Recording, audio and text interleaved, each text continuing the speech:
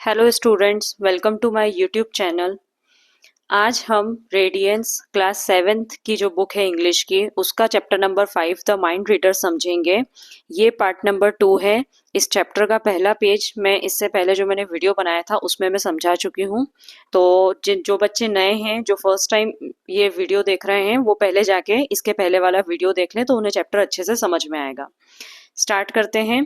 हमने इस स्टोरी में अभी तक ये समझा था कि जो किंग है वो अपने लॉयल चीफ मिनिस्टर को वहां पे कोर्ट में बुलाता है। अब वो क्या बोलता है वो हम समझते हैं। I am going to entrust you with a job of utmost importance, declared the king.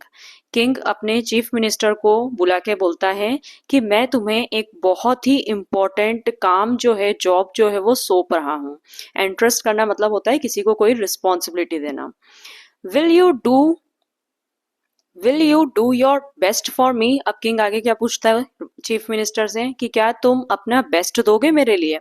तो चीफ मिनिस्टर जो दीवान था वो सॉफ्टली क्या बोलता है, haven't I always sire, said the Diwan softly. Softly मतलब धीरे से बोलना।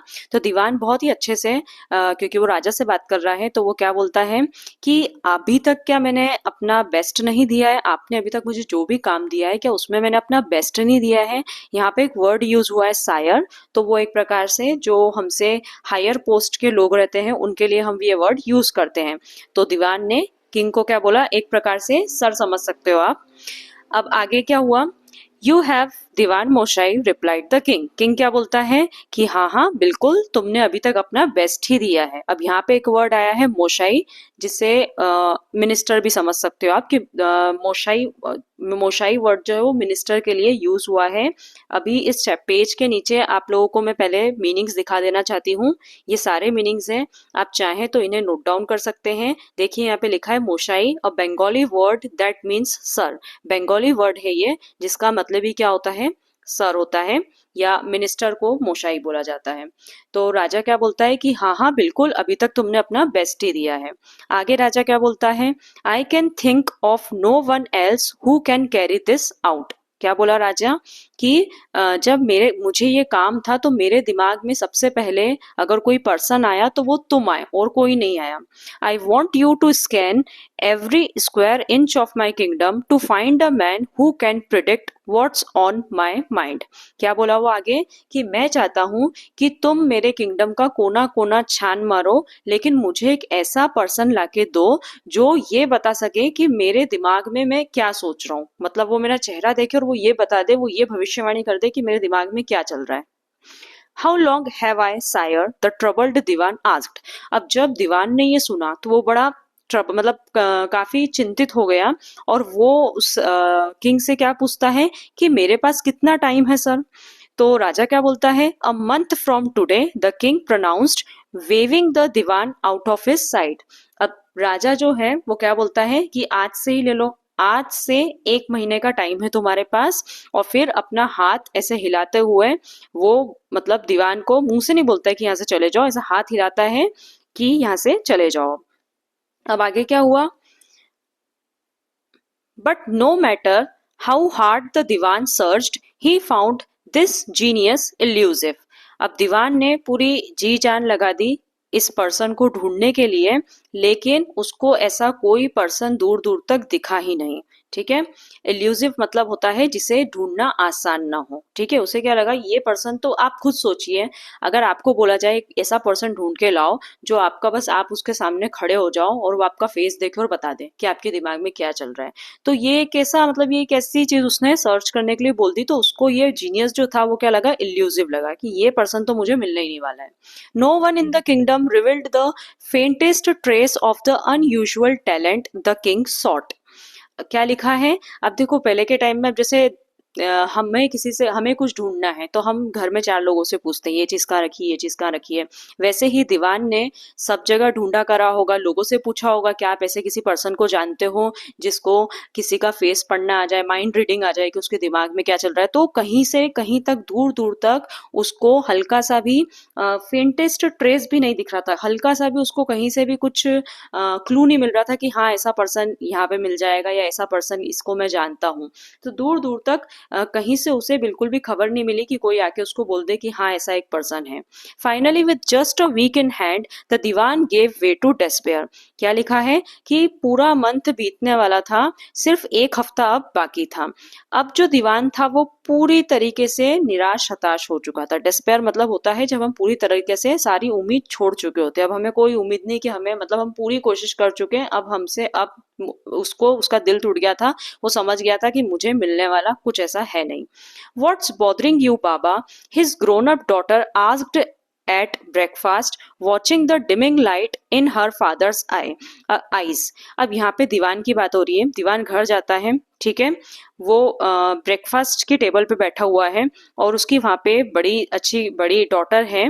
वो उसका चेहरा जब देखती है, फादर का चेहरा देखती है, तो वो देखती है कि पापा जो है वो चेहरे से काफी उदास लग रहे हैं। तो वो सीधे क्या बोलती है, व्हाट्स बॉदरिंग यू बाबा, आपको क्या चीज बॉदर कर रही है। बॉदर कर रही है मतलब परेशान कर रही है। She served him the panta bhat from a clay pot with a handful of shukti और dried fish। अब क्योंकि वो ब्रेकफास्ट की टेबल पे बैठा है तो बेटी ने तो पूछ लिया, उसके बाद में वो जो बेटी थी वो क्या करती है, क्ले पॉट में से पंता भट्ट एक प्रकार की बंगाली डिश है और ये पंता भट्ट जो है वो एक बंगाली ही नेम है जो कि एक राइस की डिश होती है, वो उसे सर्व करती है और उसके साथ में शुक्ति सर्व करती है। शुक्ति मतलब ड्राइड फिश, समझ सकते हो आप।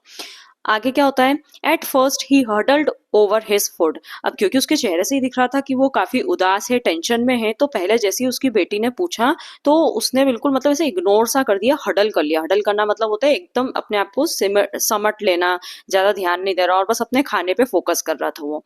रिफ्यूजिंग टू कन्फाइड इन हर, और साथ के साथ में रिफ्यूज भी कर रहा था, मतलब अपनी बेटी के सामने वो कुछ भी नहीं बताना चाह रहा था।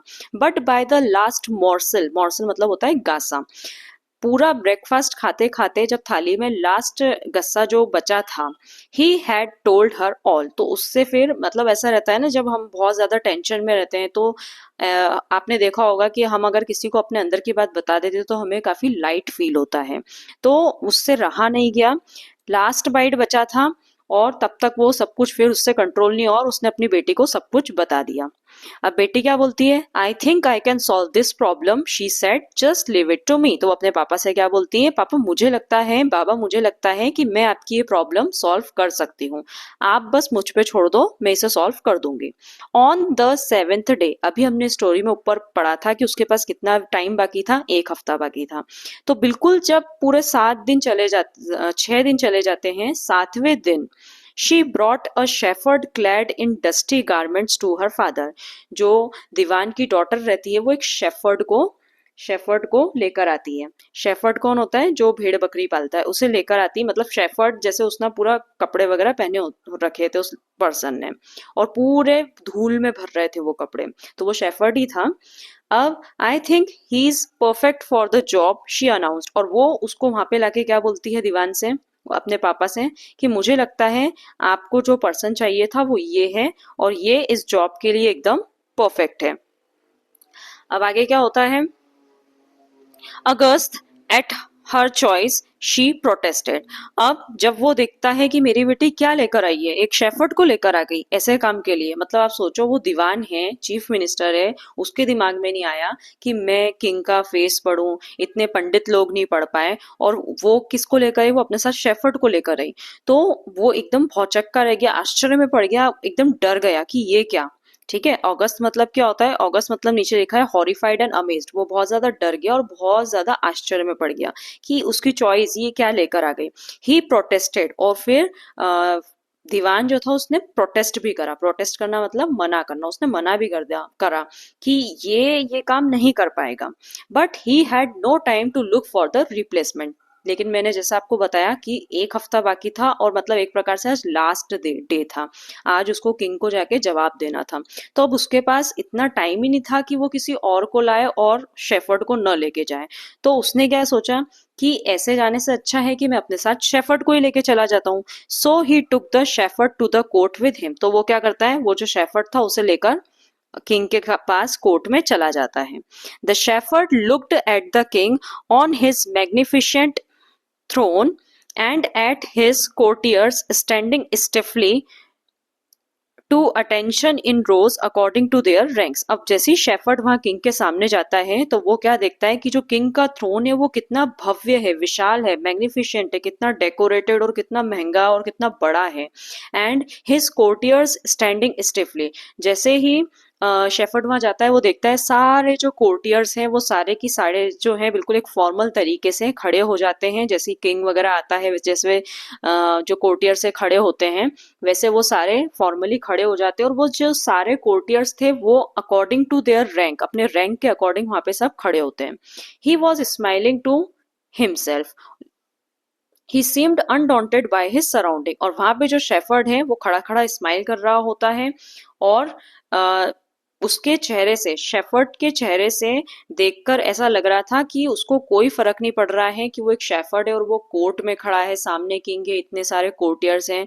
अनडॉन्टेड मतलब होता है कि उसको कोई डर नहीं दिख रहा था उसके चेहरे पे कि मैं यहाँ पे खड़ा हूँ, मुझे पनिश होगी, मैं किंग के सामने खड़ा हूँ। बिल्कुल भी उसको फर्क नहीं पड़ रहा था कि उसके आसपास क्या हो रहा है। The king snapped his fingers. अब किंग ने क्या करा, अपने फिंगर्स को स्नैप करा। स्नैप करना मतलब होता है चुटकी बजाना। The shepherd look at him स्क्वायरली in the eyes. जैसे ही उसने चुटकी बजाई किंग ने, जो शेफर्ड था वो बिल्कुल किंग की आईज में एकदम देखने लगा। मतलब बिल्कुल पलक, बिना पलक झपकाए, ना उसके चेहरे पे कोई डर दिख रहा है और बिल्कुल वो आमने सामने बिल्कुल किंग को देख रहा है। अभी हमने पहले वाले वीडियो में देखा था कि वहां पे जो कोर्टियर थे, जो झाड़ू लगा रहे थे, जो सफाई कर रहे थे, वो भी किंग के सामने बो करके, मतलब किसी की इतनी हिम्मत नहीं होती है कि किंग की तरफ देख ले। और ये जो शेफर्ड था, जैसे ही किंग ने स्नैप करा वो किंग को बिल्कुल घूरने लग गया, उसकी आंखों में आंखें डाल के देखने लग गया। The court staff shuffled uneasily. अब जब बाकी सब लोगों ने देखा कि ये इसकी हिम्मत देखो, किंग के सामने खड़ा है और उसकी आंखों में आंखें डाल के देख रहा है और उसे घूर रहा है, तो जो कोर्ट स्टाफ था वो शफल होने लगा। शफल होने लगा मतलब एक प्रकार से वो लोग भी इधर उधर हिलने लगे कि अब क्या होगा, अब क्या होगा, और उनको भी बहुत अनईजी फील होने लगा। अब इसके आगे का चैप्टर हम अपने नेक्स्ट वीडियो में कंटिन्यू करेंगे। कोई भी डाउट हो तो आप कमेंट सेक्शन में लिख देना। और जितने भी हार्ड वर्ड्स हैं मैक्सिमम मैं कोशिश करूंगी कि सारे के सारे हार्ड वर्ड्स के मीनिंग जो है वो मैं आपको डिस्क्रिप्शन में लिख के दे दूं। कुछ मीनिंग्स ऑलरेडी बुक में गिवन है, वो आप इसमें से लिख लेना। और वीडियो पसंद आया हो तो लाइक जरूर करना। Thanks for watching and follow for more.